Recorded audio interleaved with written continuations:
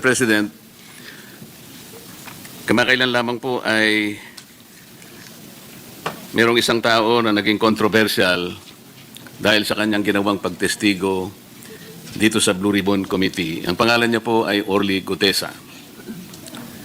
Si Orly Gutesa po, kagaya po ng nalalaman na ng marami, kung hindi man lahat, he testified before the Blue Ribbon Committee and he was the only one who was able to connect the dots between Saldico and Martin Romualdez.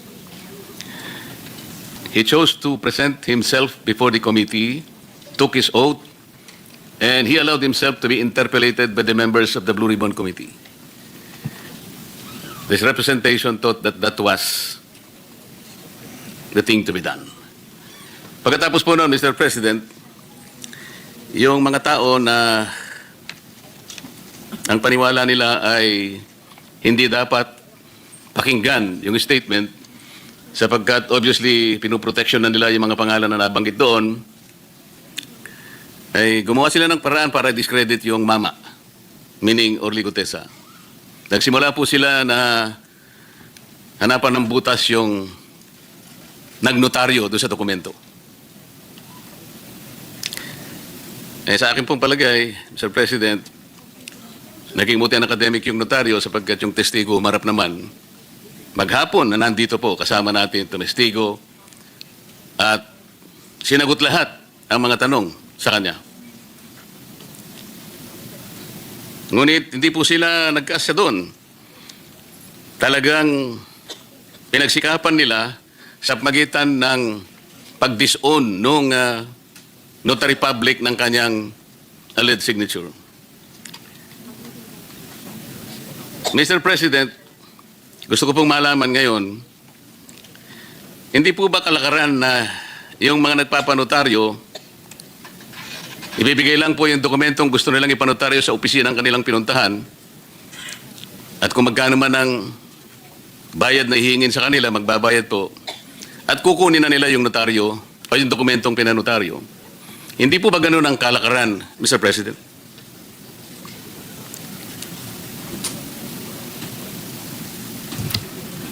That is correct, Mr. President. Kinakailangan ng personal appearance ng affiant. Ganun nga po ang ginawa niya, Mr. President. At kung titingnan po natin sa mga matataong lugar, for example, the vicinity of the City Hall, doon po dikit-dikit po ang mga opisinang nagnonotaryo. Meron pa nga pong nasa jeep na nagnonotaryo. Pangkaraniwan po bang nangyayari, Mr. President, na yung po nagpapanotaryo bago siya umalis ay pipilitin niyang puntahan yung inaakala niyang nagnotaryo at sasabihin niya, "Ma'am, sir, pasensya na po kayo. Gusto ko lamang pong malaman kung talaga kayo po ang pumirma dito sa dokumentong ninotaryo ninyo." Nangyayari po ba yun? Sinisiguro po ba nung nagpanotaryo bago siya umalis na yung inaakala niyang nagnotaryo sa kanyang dokumento ay siya nga? At nire-require po ba niya na talagang patunayan ng nagnotaryo na pirma niya nga talaga yung nasa dokumento?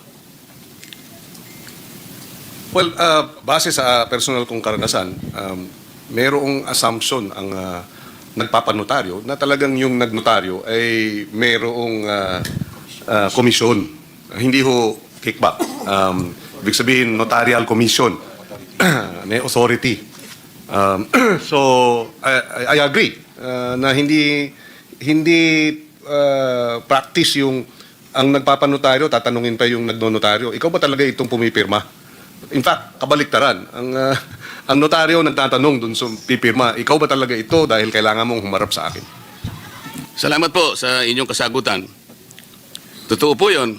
Lalong-lalo na po kung yung dokumentong sinasabi nila na pinalsipika ay meron naman pong notarial details. Ang ibig sabihin po, merong stampad na ginamit na kung saan po sinusulatan yung mga detalye ng notaryo at meron pa pong parte doon na kung saan ilalagay mo yung numero ng dokumento, yung pahina, pati po yung bilang ng Book of Registry. Yung pong dokumento ni Gutesa, Mr. President, pag sinalat mo po, meron po kasi akong kopya. Meron pong dry seal. Ang ibig po bang sabihin, Mr. President, si Gutesa, kinakailangan pa niyang maghanap o mag-imbento ng stampad para sa notarial details at saka yung lugar ng opisina na kung saan i-stamp mo doon. Manghihiram o magnanakaw kaya siya ng isang dry seal? Paano gagawin ng isang ordinaryong taong pumunta sa isang notarial office na hanapin lahat ito? Saan niya kukunin yung notarial number? Saan niya kukunin yung book number, yung page number? Ano pong mapapala ng isang nagpapanotaryo kung pepekehin niya yung notaryo? Sir President, sa ordinaryong pangyayari po kailangan pa bang gawin ng isang Orly Gutesa yun? Yung ipeke niya, yung... O paano niya gagawin? Anong capacity ng isang ordinaryong tao na hanapin lahat yun? Sa konting oras na natitira sa kanya dahil kinabukasan, kailangan makarating siya rito para personal siyang tetestigo. Ano po ang mapapala, Mr. President, ni Orly Gutesa kung ang kukunin niyang notaryo ay peke? Well, bilang abogado, if I may be allowed, clearly, ang merong, at the very least, ang dapat may pananagutan dun, yung pumeke, rather than si Ginoong Gutesa. In good faith, the way I see it, no, I could be mistaken dahil hindi naman natin nakausap personal si Mr. Gutesa. So this is really more speculative. In good faith, pumasok siya ron, sinabi, magpapanotaryo, pinirmahan ni Ginoong Gutesa. At yun na nga, may stamp, may signature, may date, etc. So, kung merong may pananagutan dun, yung nameke. Kung totoo ng peke. At base ata sa findings ng executive judge ng RTC Branch 18 ay yung signature nga nung Espera ay falsified. So, yung nag-falsify nung signature, yan, may pananagutan po. Salamat po sa inyong sagot, Mr. President. Pangkaraniwan po kasi, sa haba at sa dami ng mga nagnonotaryo, hindi naman po talaga yung abogada ang pumipirma. Karaniwan po, meron silang staff, meron silang secretary, na sila lang ang pumipirma para sa kanilang principal. Palagay ko po ito, Mr. President, ay pangkaraniwan ang nangyayari. Ang biro nga po ngayon, yung notarial services na nangyayari sa ating bansa, already transitioned into a cottage industry. Tama po ba yung observation, Mr. President? In practice po, maaaring ang sabihin na nangyayari yan. Pero hindi pa rin sabihin na nating legal. In other words, yung pagde-delegate ng notarial services sa isang staff is against the law.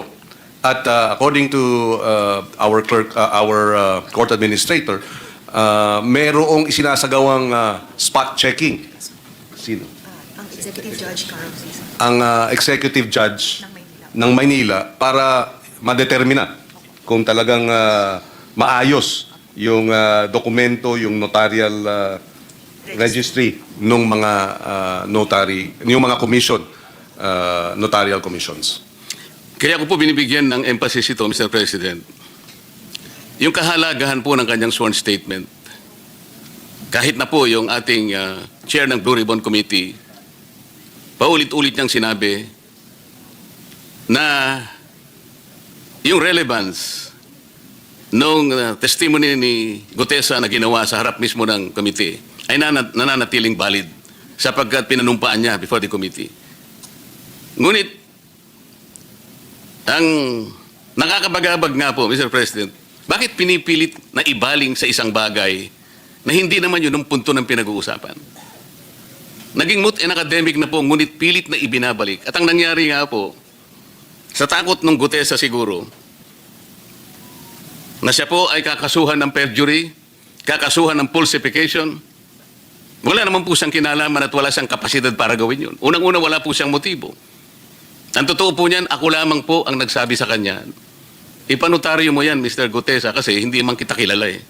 Parang karagdagang assurance lang sa akin na yung kanyang statement ay talagang ginawa niya ng buong buo sa kanyang sarili.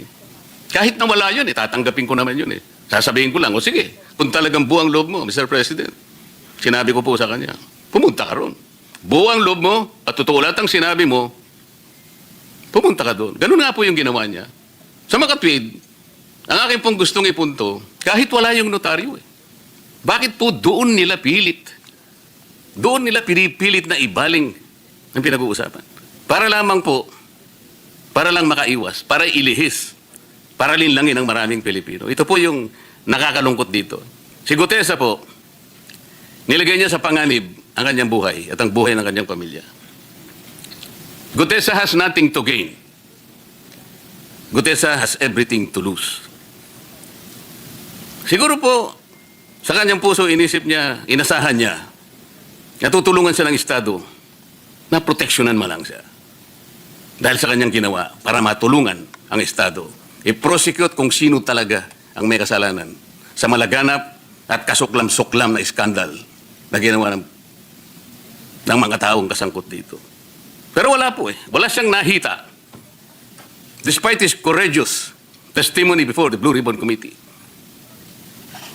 he did not get even the courtesy that he deserves. Alam po ninyo, Mr. President, sa kagustuhan ko po na kahit papano, maisaayos kung talagang sino ba yung nagnunotaryo na yun, kung hindi man pirma ng notaryo publiko, meron at meron siyang kinakasangkapan para pumirma sa kanya.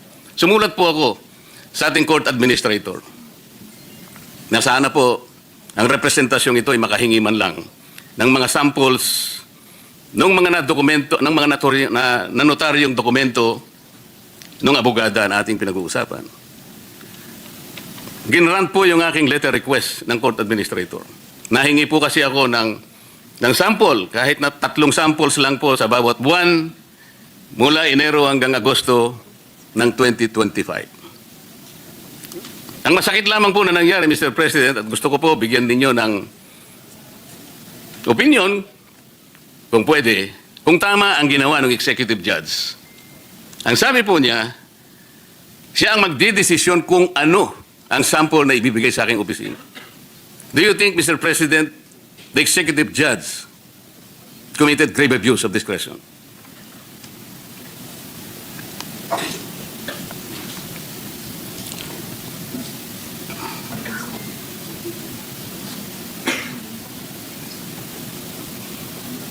Yes. According to the court administrator, the executive judge submitted 3 samples, Sample documents. and that and therefore they deem it as a compliance. Now, if additional documents may be requested, then the court administrator is willing to likewise allow such access to these Subject to documents. the rule on data privacy. Yes, subject to the rule on data privacy. Mr. President, ang tinatanong ko po, siya po ba ang magdidesisyon kung aling kopya ang ibibigay sa amin? Kasi po yun ang kanyang desisyon eh. Pinapunta ko po yung aking mga staff doon. 3 sila sapagkat alam ko marami pong dokumento ang nandoon sa kanyang mga notarial books. Mga 8 buwan po ang ating hinihingi. So 3, marami po yun. Ang sabi po ng clerk of court, ng RTC, sinabi raw po ng judge na, I will decide which copy is to be submitted to the office of the Senator.